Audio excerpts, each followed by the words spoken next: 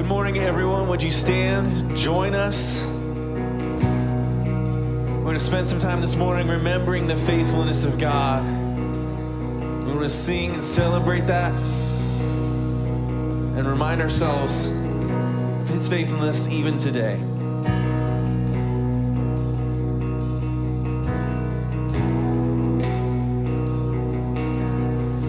I'm calling on the God of Jacob,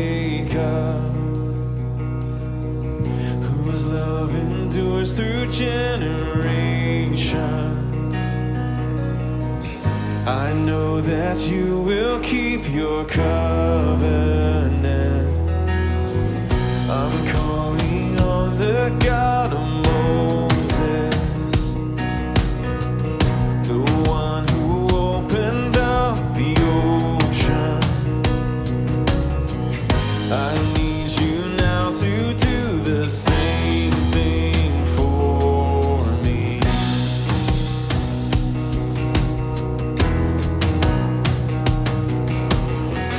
Oh God, my God, I need you. Oh God, my God, I need you now. How I need you now. Oh rock of ages, I'm standing on your faithfulness, on your faithfulness.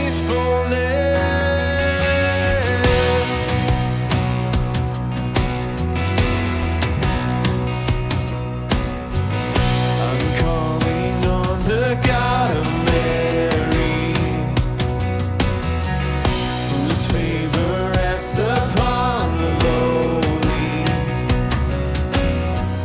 I know with you all things are possible.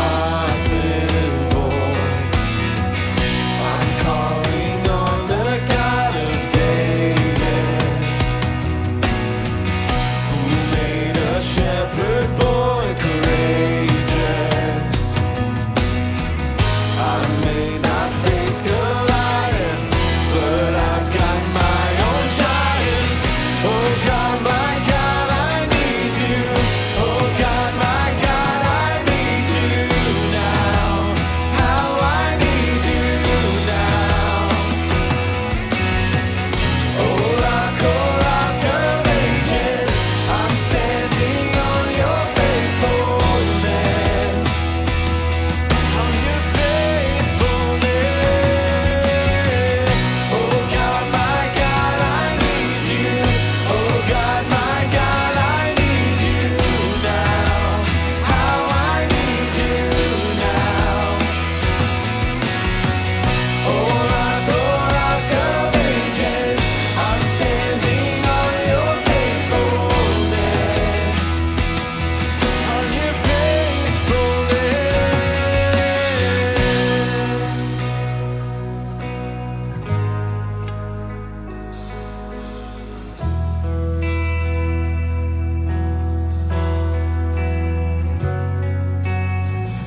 You heard your children then, you hear your children now. You are the same God. You are the same God. You answered prayers back then, and you will answer now. You are the same God. You are the same God. You were providing then. You are providing now. You are the same God. You are the same God. You moved in power then. God moved in power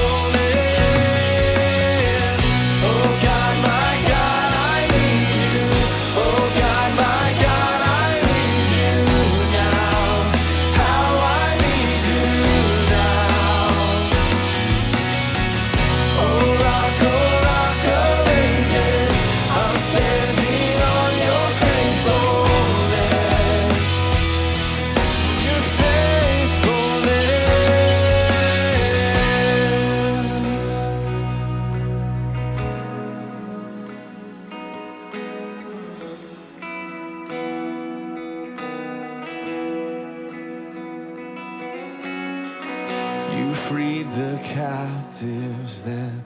You're freeing hearts right now. You are the same God. You are the same God. You touch the lepers then. I feel your touch right now. You are the same God. You are the same God.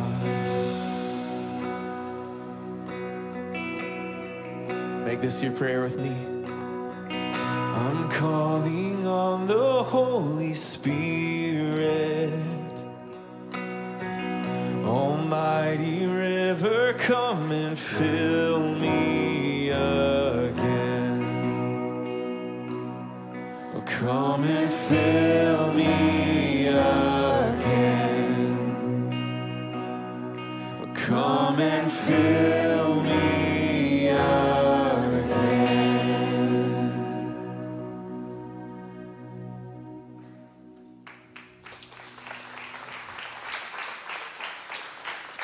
Good morning, welcome. It's really great to be able to express our need, our dependence on the Lord together. So let's continue in that. We have some scriptures that we're going to read throughout our worship time here together. And the first one we're going to read is from Revelation chapter 19. And you'll see some of the words in white I'll read, and when we continue in the passage, the words in yellow you'll read. And so I'm going to start here. Revelation 19. Praise our God, all you, his servants, you who fear him, small and great. And together. Hallelujah, for the Lord our God, the Almighty reigns. Let us rejoice and exalt and give him the glory. So let's do that together.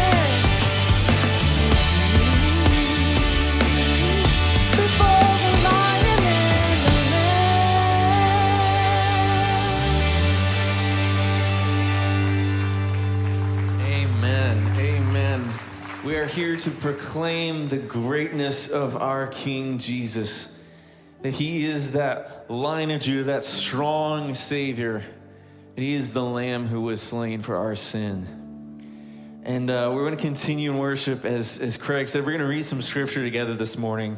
We don't always do this, but I really enjoy just a time of reading scripture out loud as a body.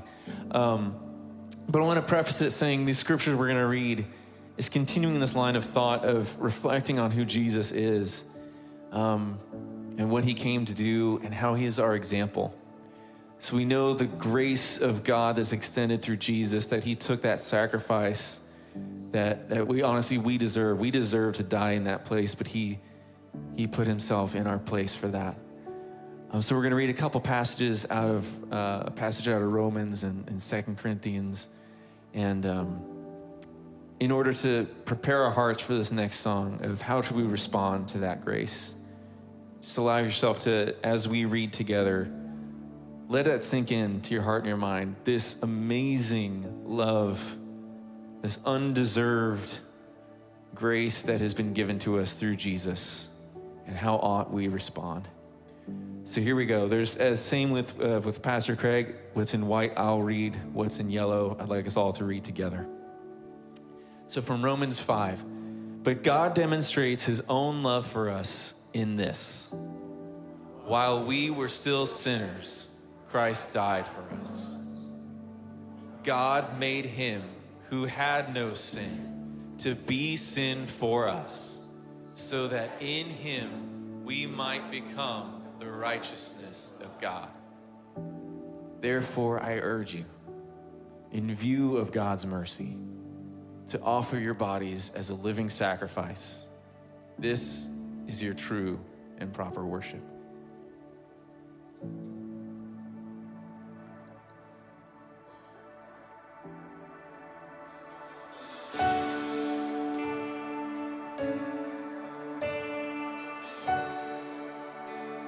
Something isn't adding up.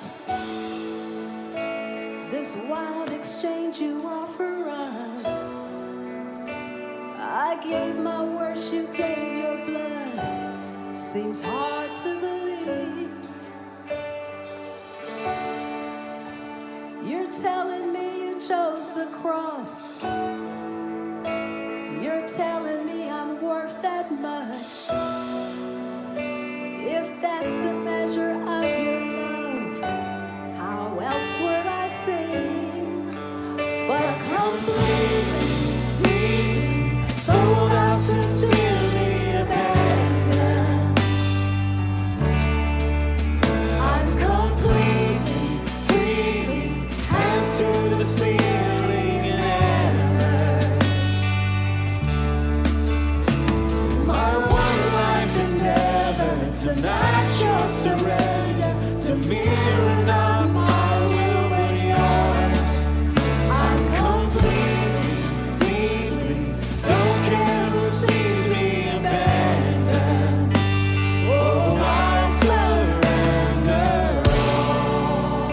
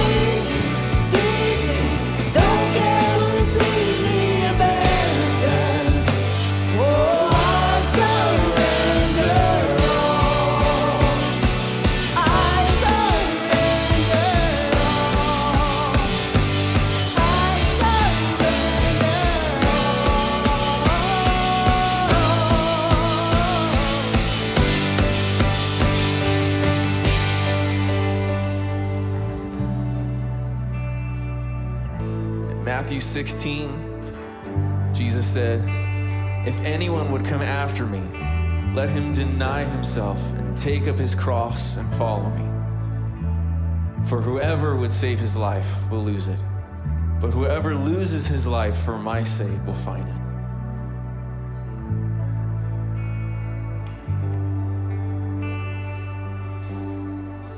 Hold of my heart, the best of my soul, each praise of my life, each breath in my lungs, consider it yours, Lord. Consider it yours, Lord. The failures I had, the victories I don't, the battles I fight, each crown that I hoard, consider it yours, Lord. Consider it yours, Lord. All the glory forever, the great that you won, the praise of the heavens, the kingdom to come. Consider it yours, Lord. Oh, consider it yours. I'm completely, deeply, sold out, sincerely abandoned. Oh, I'm completely, freely, hands to the ceiling. Oh, my one life endeavor to match your surrender, to live and not my will but yours.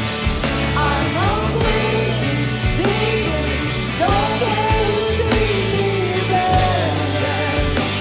Oh, I surrender all. I surrender all. You never leave me abandoned.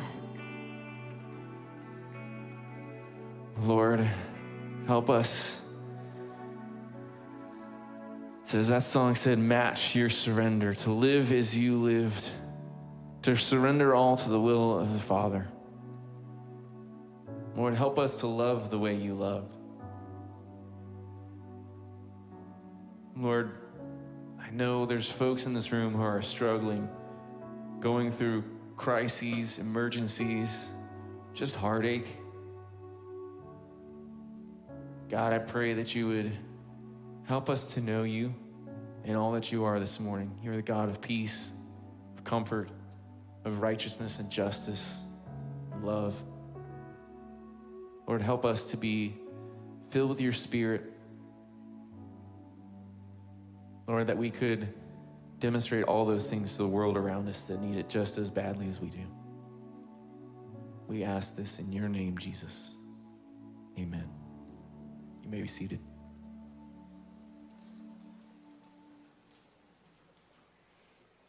Hey, good morning, everybody, again. It's good to be here with you. So let me first welcome anyone who might be visiting with us for the first time. And if I could just talk to you for just 1 second, we have cards that are in the seats in the pouches in front of you.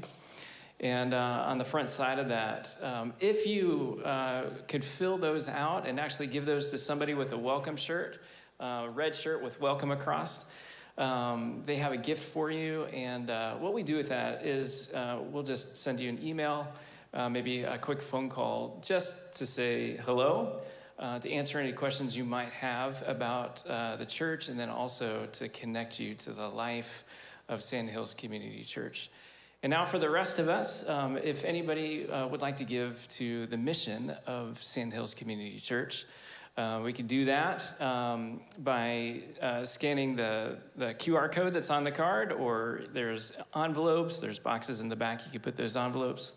You can give online. There's various ways of doing that as well. And so 2 announcements to make this morning. One, if you are in the process either of deciding to make Sand Hills Community Church your spiritual home, or are in the process of, trying to, decide that, or yes, this is what I'd like to do, We have something called Foundations starting on July 21st, and it'll go July 21st, 28th, August 4th, and 11th. And what that is are classes after the third service. There's a lunch, and it gives you guys an opportunity to hear about the church. What are the beliefs? What are we about?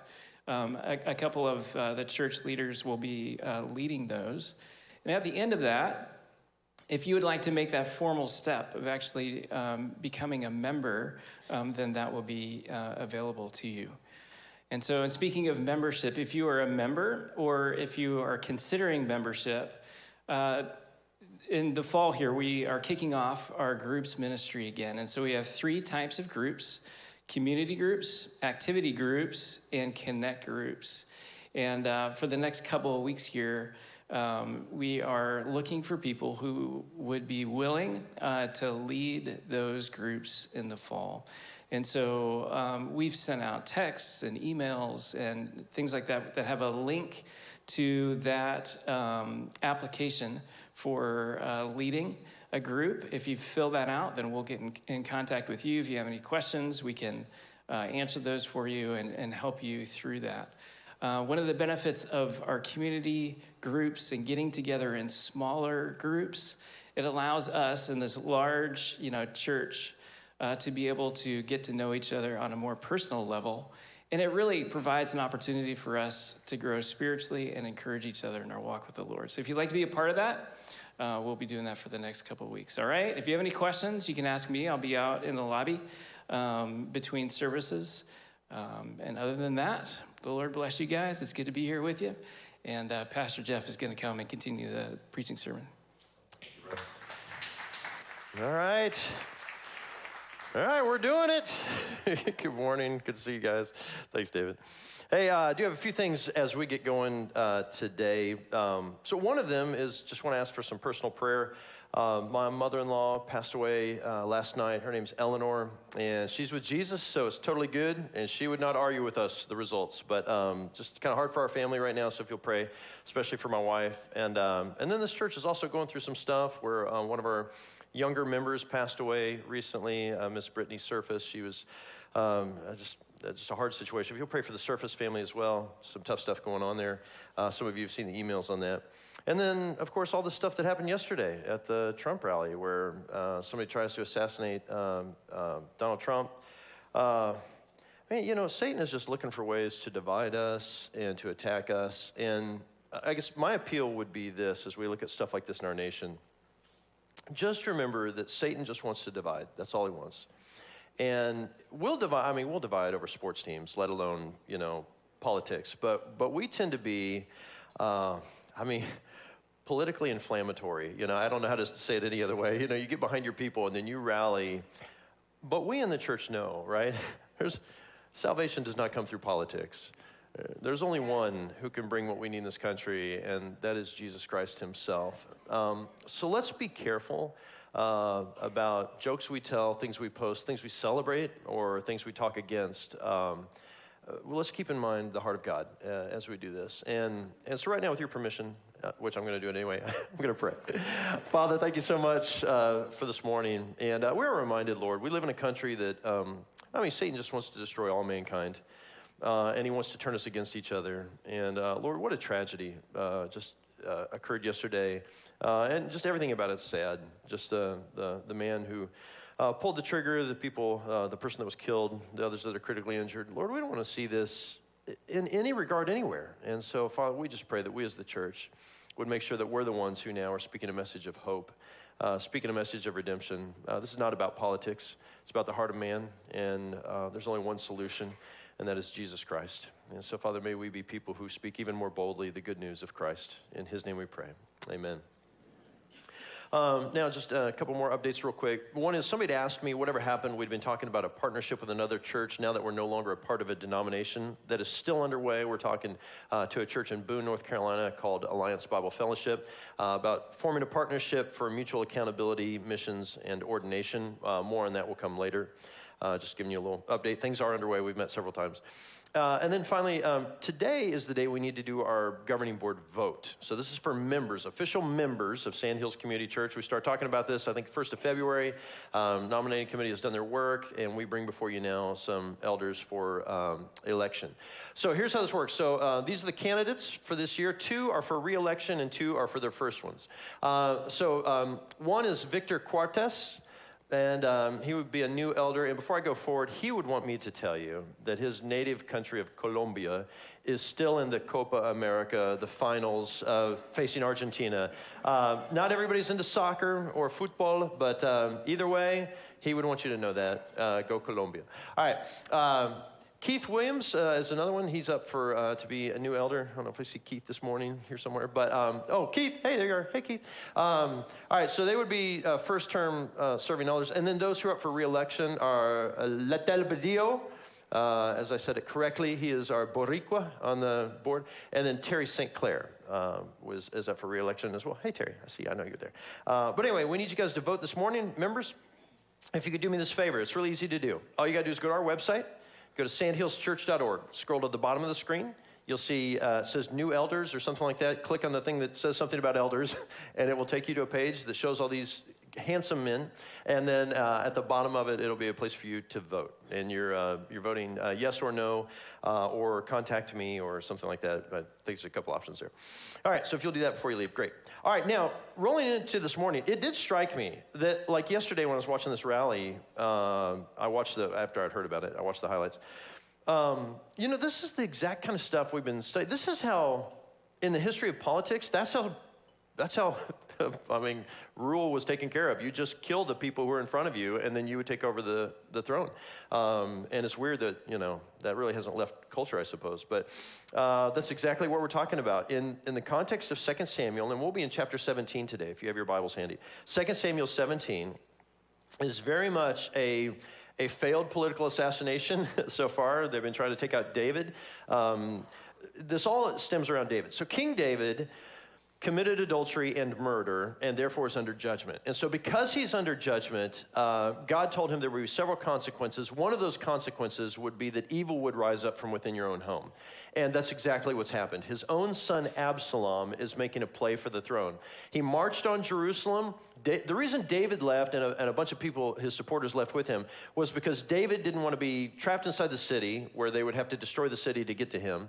And of course, he didn't want to be killed there either. So they have fled, and Absalom has now taken over the city. And now that he's taken over Jerusalem, and he's already essentially taken over Israel, like the people have all been told, Absalom is your new king. He very cleverly orchestrated this move. So it seems now to the whole country that Absalom's the new king, David's on the outs, and David's running for his life quite literally. So when we pick up in chapter 17, that's what's going on.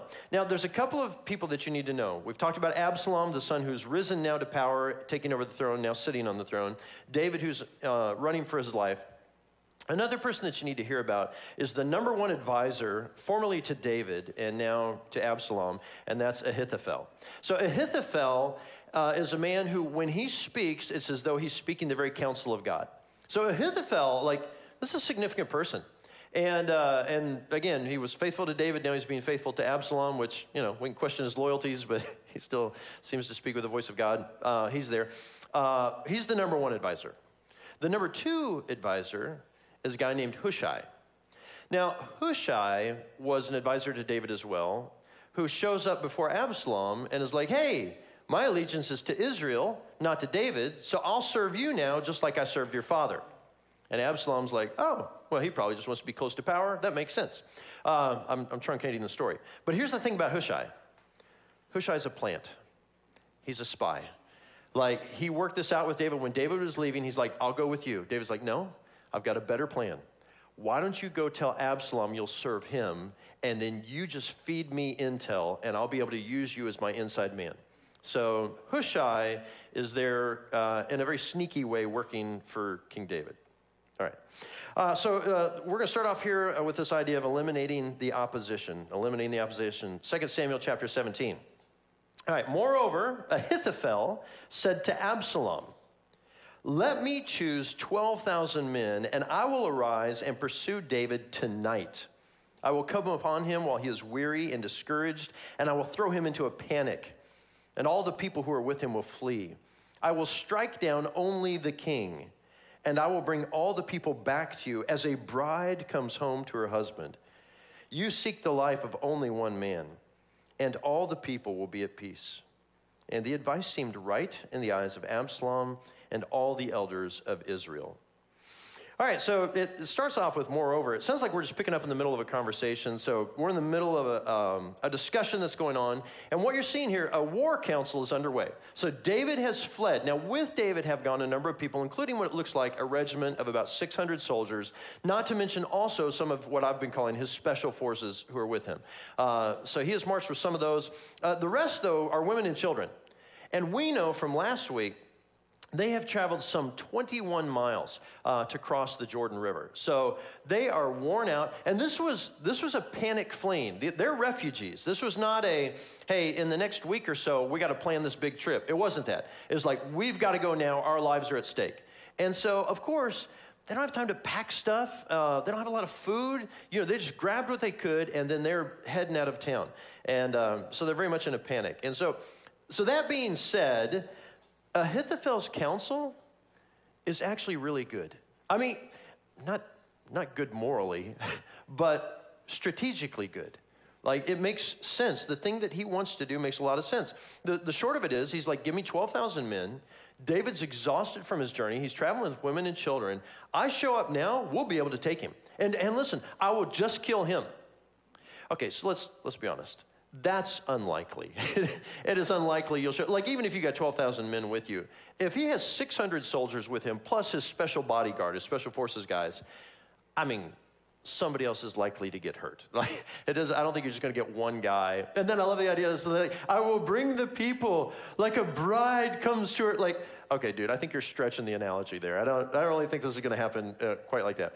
But that's his counsel. One commentator I read said, actually, his plan is pretty brilliant by way of military strategy, because it includes three key elements of successful military strategy. One of those, he says, he's going to show up with overwhelming force. That's one thing, you know, the shock and awe kind of thing. He's going to have 12,000 soldiers ready to fight to the death.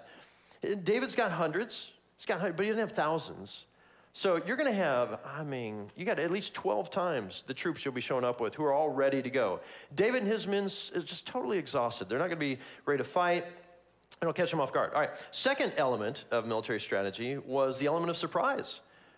You know, David isn't expecting soldiers to be fleeing. His thought is, Absalom's coming for Jerusalem, let's give him Jerusalem. He is not thinking they will show up later with soldiers, so they're not going to be ready for a military battle. So he's right, the element of surprise. And then the third element is this, a narrowly focused objective. The idea is that we're going to go in, 12,000 men, kill one man. That's our objective. We're not trying to fight a whole battle here. Strategically, we'll go in, eliminate one man, we will come back. Like, it's actually a pretty good plan. And the author of 2 Samuel, before we're done, will also call it a good plan. He'll also say, actually, wasn't a bad plan. Now, Ahithophel's words betray him a bit, because one of the things that he says is, when I get there, I'm only going to kill the king. Which means then, maybe it's just vernacular, but Ahithophel is referring to David as the king, the rightful king. So Ahithophel knows David's kind of the rightful king. Let's get rid of him so you can be the rightful king. And Ahithophel is willing to do something that David himself would not do. Even when David's being pursued by King Saul, he's like, I will not lift my hand against the Lord's anointed.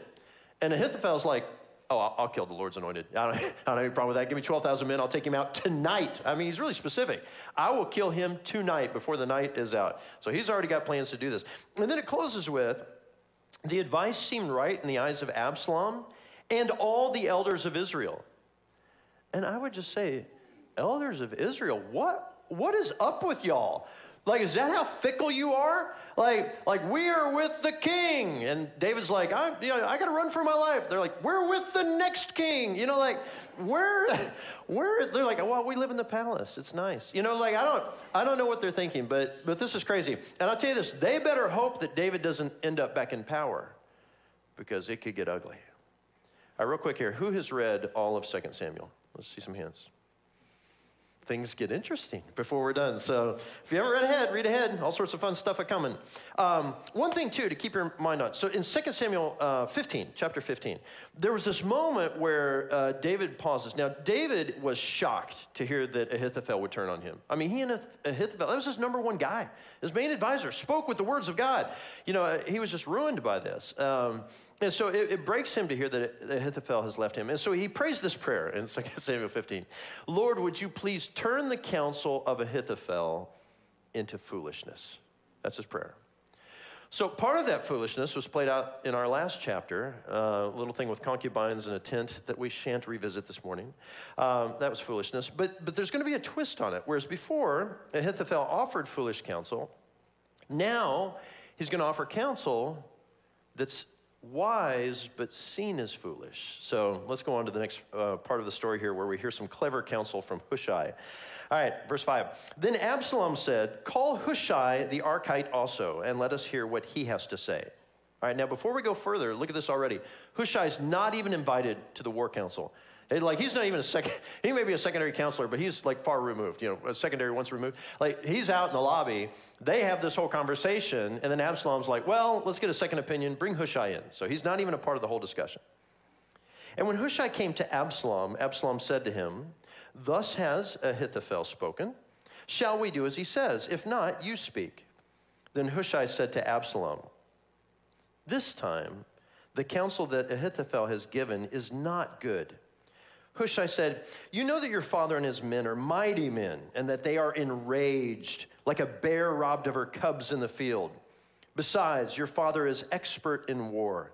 He will not spend the night with the people. Behold, even now he has hidden himself in one of the pits or in some other place. And as soon as some of the people fall at the first attack, whoever hears of it will say, there has been a slaughter among the people who follow Absalom. Then even the valiant man, whose heart is like the heart of a lion, will utterly melt with fear. For all Israel knows that your father is a mighty man, and that those who are with him are valiant men. But my counsel is that all Israel be gathered to you from Dan to Beersheba, as the sand by the sea for a multitude, and that you go to battle in person. So we shall come upon him in some place where he's to be found, and we shall light upon him as the dew falls on the ground. And of him and all the men with him, not one will be left. If he withdraws into a city, then all Israel will bring ropes to that city, and we shall drag it into the valley until not even a pebble is to be found there. And Absalom and all the men of Israel said, that's an awesome plan. Let's do that one. The counsel of Hushai the Archite is better than the counsel of Ahithophel. For the Lord had ordained to defeat the good counsel of Ahithophel so that the Lord might bring harm upon Absalom. So basically, Hushai is great. He's brilliant. So he's a politician, and so immediately he can go into political mode. Can you imagine if you were the only voice in an evil government? And it's like God has to use you or not, like you're it. So Hushai knows all this is going on. David's trusting him. He's asking God to help him. And the man you're opposing, when he speaks, has the wisdom of God. So you're trying to like, what do I say? So he does what any good politician would do. He filibusters. All right, so for those who don't know what filibustering is, it's when a law is on the table and there's going to be a vote. And so you get up to speak to it. But you just keep on talking, and you talk and talk and talk until you've talked so long, there's no more time for discussion. We can't even get to the vote, and so it's just off the table now. You talked it to death. That's the words they'll use. You talk the bill to death. So this is what he does. He gets up. Now, I think part of it is this, though. I'm not sure he's just trying to talk the bill to death. I think this is what's going on. He's probably an extrovert, a hyper extrovert. Some of us are extroverts. So you have this capacity, if you're an extrovert and have a little bit of ADHD. Like God has given you a gift where when you're speaking, you can have background running as well. And so I'm sure what he's doing is like, I'm just talking. And in the background, it's like, how do I get out of this? How do I get out of this? What do I do for David? How am I going to do this? And so he goes on this long discussion. And I love this too, where he comes out and he's like, all right, first of all, Ahithophel, dude, you're so wise. You're so brilliant. You're great. Everything you do is wonderful. We all know. He's right. Am I wrong? You all know this, right? He's right. This time, his counsel, it's just not very good. I mean, normally it is. Just this time, it's not very good. And so, you can almost hear him. He's like playing the room. Okay, now, admittedly, I'm adding some words, but we know we don't see the whole story there, so I bet some of that's going on. So he's talking about all that thing going on. This time, it's just not good. He's like, listen, you know your father? They're mighty men. Like, it's already, we read that in Samuel. I mean, like, they're referred to as the mighty men. They're powerful warriors. We know that. Like a bear robbed of her cubs. So we are not an agricultural kind of people normally in this room. I don't know how many people in here camp. Let me give you a little nature lesson. If you see a little bear cub when you're out hiking one day, and you're like, oh, look how cute that little bear cub is, that little fur just sticking out like a little teddy bear. I bet, oh, come here, cutie. And I got a granola bar. You want a granola bar? All right, here's the deal. You're going to be the granola bar. That's what's going to happen. That's how it's going to work out. So, like, that mama bear is going to come out of the woods, and she is going to mess you up something serious, right? That's exactly what's going to happen. Now, any mom in here, anytime the slightest risk or danger to one of your babies, you become a different person. You become an insane warrior of Jesus is what you become. And you will beat down the devil himself to make sure your kids are okay, right? So that's what happens with bears and cubs. And we even had an incident where we had a student camping trip, which I bet some of the students are in here who were on that student camping trip a number of years ago. And a bear cub came out while they were on the camping trip. And sure enough, our students are like, oh, it's a little bear cub. And as they're going over there, our leaders are like, no, leave it alone, don't touch it, run away. So they avoided disaster. All the kids lived, but he does this whole thing about so he brings in these illustrations about this is how this works, and your father's powerful. They're going to wipe you out. There's going to be a problem. And then he says this too. This is interesting. He says, listen, and the first of your men to fall, when one of your men, Absalom, falls in battle, people will say, David is now killing the men of Absalom. And all of Israel will hear it, and they'll be like, that's who David is. God is with him. And all of their hearts will turn back to David. He's like, we cannot have that take place. So this is not a good plan. And he said, here's another part of the plan. You want Ahithophel to go out and get your glory? 12,000 men? Forget your... No, here's what we're going to do. Instead of 12,000 men, let's get all men. Let's all go after him. And instead of Ahithophel getting the glory, Absalom, you lead the charge. You get the glory. And you're speaking to a bunch of men. I mean, you're using all the key words, and they're all getting stirred up, and they're like, yeah, let's do this. Let's pull the cities to the ground. They're getting excited about it. And so Hushai is a master. He's brilliant. But what's even more important, I suppose, than all of that is verse 14. And Absalom and all the men of Israel said, the counsel of Hushai the Archite is better than the counsel of Ahithophel. For the Lord had ordained to defeat the good counsel of Ahithophel so that the Lord might bring harm upon Absalom. All right, so here's the deal. What we're seeing now is we're seeing a combination of divine sovereignty and human agency. This is how God tends to work. It's a combination of God's divine will, this is going to happen, and he's using people to do it. That tends to be how. Now, God can work without us. He doesn't need us to work, but he tends to use us to do what he does. So I'll give you some examples. Let's say that you're out of work right now, and you come to me and you're like, hey, I need a job right now. I'm out of work. I'm praying about it. I'm asking God to give me a job. Just wonder if you'd join me in prayer. I'd be like, oh, okay, I would love to pray for you. As I'm praying for you, tell me where you've been applying. And you're like, well, I'm not applying anywhere. I'm asking God to give me a job. You're like, that is not how that works, right? We're going to trust God while we're doing the things like that. Or like a young man. You're talking to him, and he's like, listen, I just want to be married. All I want to do is I just want to be married. Please pray that one day I'll be able to get married. And I'm like, oh, that's great. I'll be like, you talking to any girls? Oh, heck no. Girls scare me to death. Like, brother, your prospects are not good. We're gonna pray for your life of singleness that's ahead of you. So what God tends to do then is he has a plan that he wants for us, and then he invites us into that plan, and together the things work in unison, like the Great Commission. God has a plan to go to the ends of the earth. We don't just pray, God, go to the ends of the earth. God's like, I will go to the ends of the earth as soon as you get moving, right? So there's this combination of things that work together. And so that's what's going on here. Like, look, we want to see the deliverance. Oh, David's like, Lord, please deliver me. And I've got Hushai in there working against the counsel of Ahithophel and confusing Absalom, which is exactly this combination of things that's beautiful. Another weird thing going on behind the scenes is God is simultaneously disciplining David and delivering David. Did you? It's weird.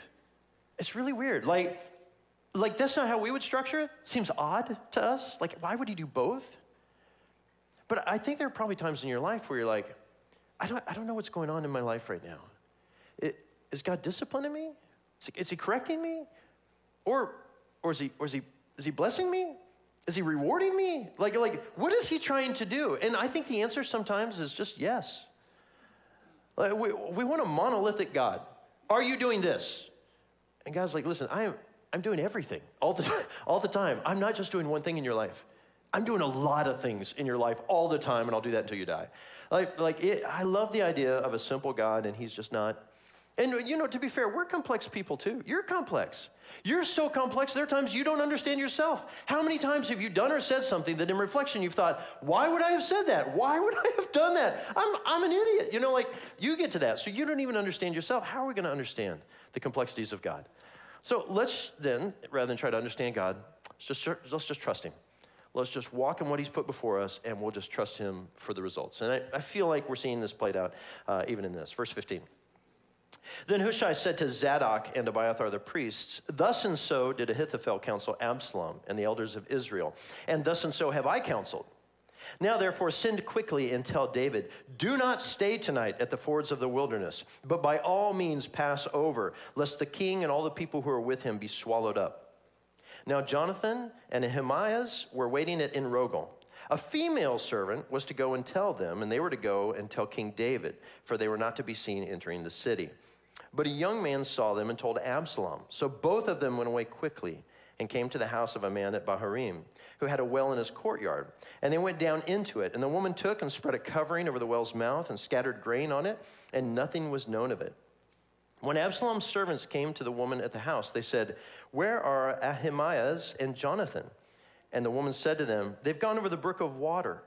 And when they had sought and could not find them, they returned to Jerusalem. So I love this. A lot of stuff going on here. This is kind of a cool, if this were in a movie, this would be really cool. The problem with life is, if it's really dangerous and we would think it was cool in a movie, it's probably not cool to live. Like if I were to tell you, hey, this afternoon you're going to be in a dramatic car wreck, but you're going to be okay. You'd be like, I don't want that. I don't care how dramatic and cool it might look. I don't want that thing at all. And this is one of those instances. This is war. This is betrayal. This is lives are on the line.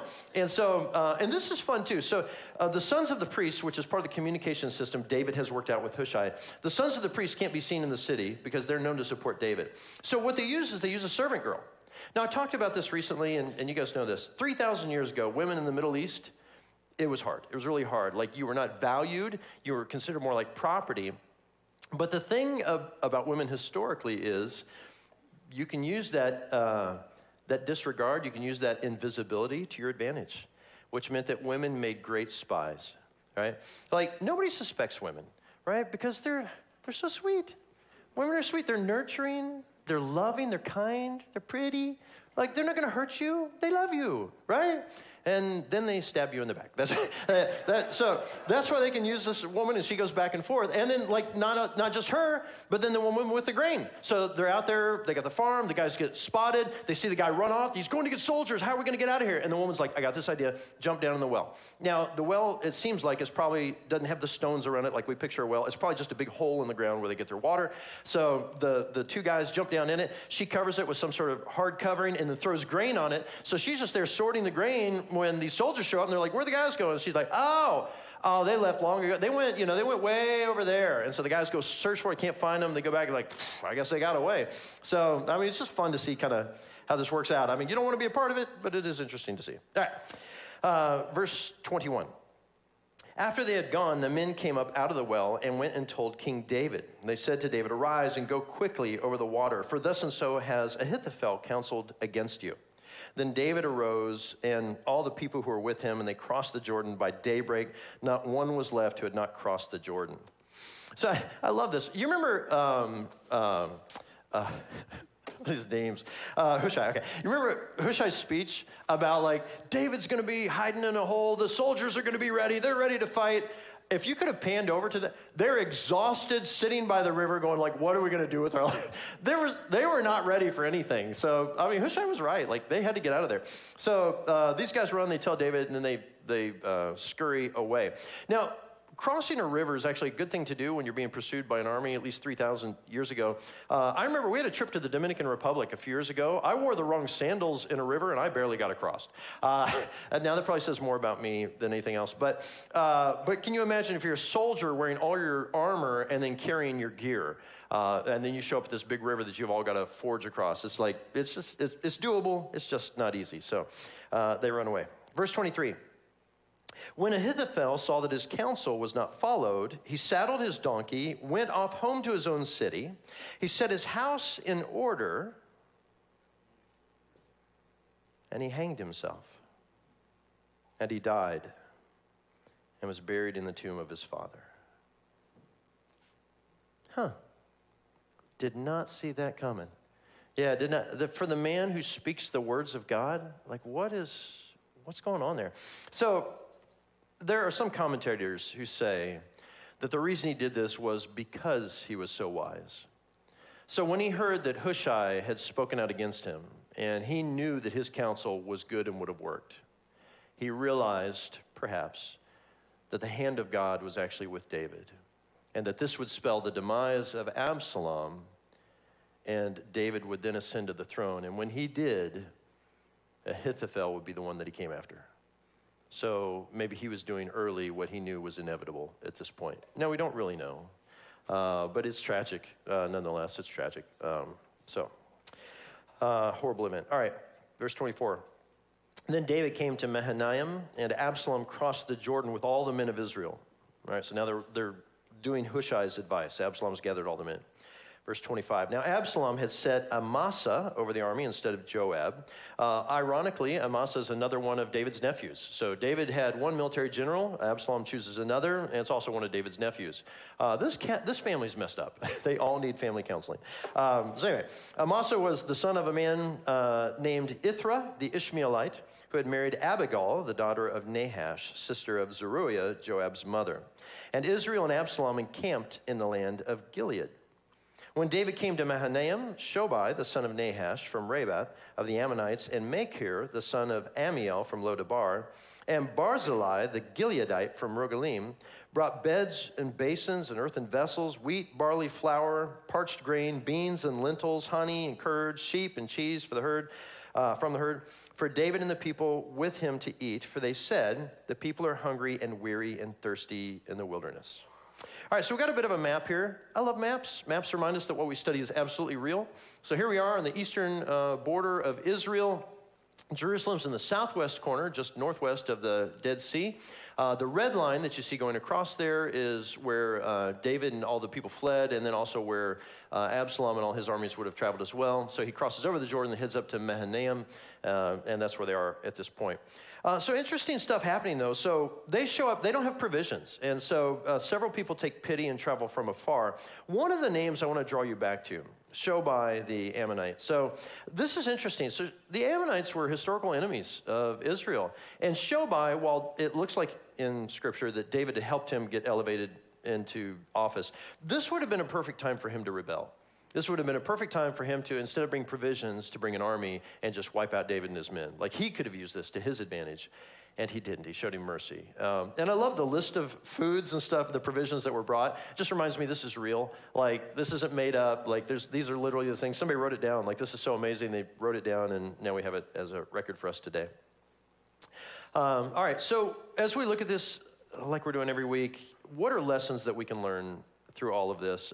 Because none of us are, we don't live in this world here. Or do we? I mean, do we? Do we really live in a broken world where enemies are trying to slaughter each other, or God's people are trying to rise up? I mean, we live in this world. So here's my suggestion. One of the lessons we can learn from this is clever counsel. Clever counsel is one of the things I think we could draw from this. So you're God's spies in this world. You women, not just women, men too. Women are just sneakier. We can work in such a way that we can work God's will in this world and do it in a way that's just clever, like Hushai did. Very few of us live in and work in Christian environments. Most of us are in secular, non-Christ honoring environments. And the temptation would be to listen to other people who don't love the Lord, who tell you, well, don't bring your faith into the workplace. This isn't the place for that. And I want to tell you, it's exactly the place for it. So here's what you do. So when you're in those meetings where they're doing these strategies, they're doing these things, and somebody brings up these ideas that are not God-honoring, and you're sitting there thinking to yourself, okay, that's horrible. I hope we never do that as a company. Okay, so then start praying, Lord, please give me the words to think of something clever I can say right now to guide this group, this team, this meeting, this moment, this decision to a godly end. And then just speak. Hey, you know what? Okay, normally your ideas are fantastic, boss, but that idea, do we really want to do that? What if we did this other thing? You know, and this idea, just introduce it and just see what God does with it. I guarantee you, if we're strategic, we'll see God use us to do some great things for the kingdom in and through this world. And ultimately, I hope we can introduce people to Christ through that, but let's be clever in our journey. Which brings me to the other lesson I would say we learned. And I know this sounds obvious, but just follow Jesus. Just follow Jesus. I think things would be so much easier if we just come back to that always. I want to follow Jesus in this regard. I was thinking about, like, the way these people are acting, living. There's so many people in this story and in these stories that are just opportunistic. The elders of Israel, Ahithophel, and potentially Shobai. Like, whoever's in charge, I'll just follow them because it's all about me. It's really not about them. It's just about me. And if I can benefit, I will switch loyalty in a heartbeat. Let's not switch loyalty in a heartbeat. Let's stay faithful. And let's stay faithful to the Lord, to the one who gave his life for us. And if we're going to say that I've put my faith in Christ, then let's let that faith lead us as some of these other people did. Matthew chapter 7, verse 12 says this, so whatever you wish that others would do to you, do also to them. Sounds golden. For this is the law and the prophets. That one's a slow burn, huh? Some of you got that? All right, 1 John 3, verses 17 through 18. But if anyone has the world's goods and sees his brother in need, yet closes his heart against him, how does God's love abide in him? Little children, let us not love in word or talk, but in deed and in truth. That is, if you claim to love the Lord, people should see that. So we're the ones who show up with the aid to help those who are struggling. And it doesn't matter where we do it, how we do it. Hopefully you want to think through it. Don't just let it be spontaneous all the time. But whether it's the Feed the Flock basket we put on the table during communion to help those in our congregation who are in need, or whether it's our partnership with Compassion International, where we're making sure kids all around the world are getting access to food, medical care, and Jesus. Like, however we're doing it, let's be strategic. And from the workplace to the ends of the earth.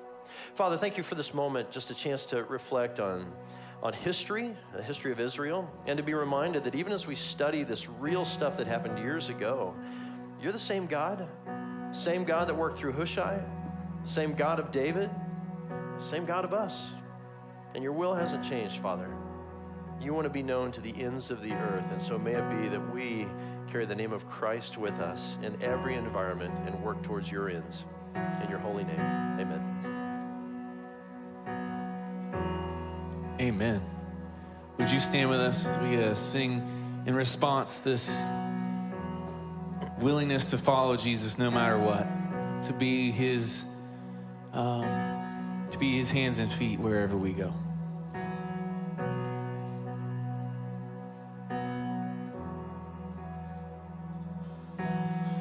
I give my life to follow Jesus. Captive to Christ, I know true freedom. I count it all joy to take up my cross. I'll follow.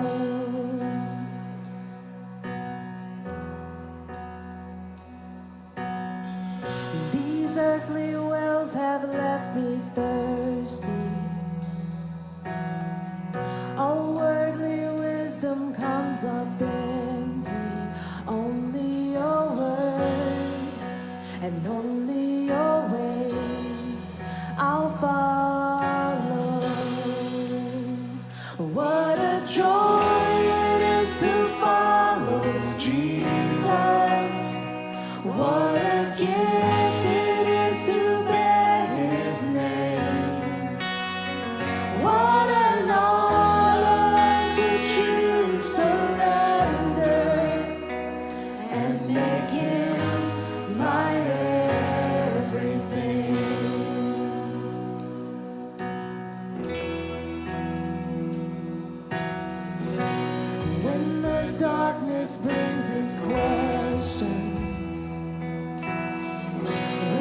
trusting you becomes a wrestle. I have resolved, no matter the cost, I'll follow. What a joy it is to follow Jesus. What a gift it is to bear his name. What an honor to choose surrender and make him my everything. Yes to surrender, yes to the altar, yes to your plans for me. Yes to correction, yes to confession, yes to refining me. Oh, yes to your blessing, yes to anointing, your spirit alive in me. Yes to salvation and resurrection, yes to eternity. What a joy it is to follow Jesus. What a gift it is to bear his name. What an honor to choose surrender and make you my everything. And make you my everything. Lord, you are my everything. Lord, help us to choose surrender, to listen to your will, to know you, and to live for you. We ask this in your name and for your sake, Jesus. Amen. Have a great week. If you need prayer for anything this morning, pastor's notes will be down front. You're dismissed.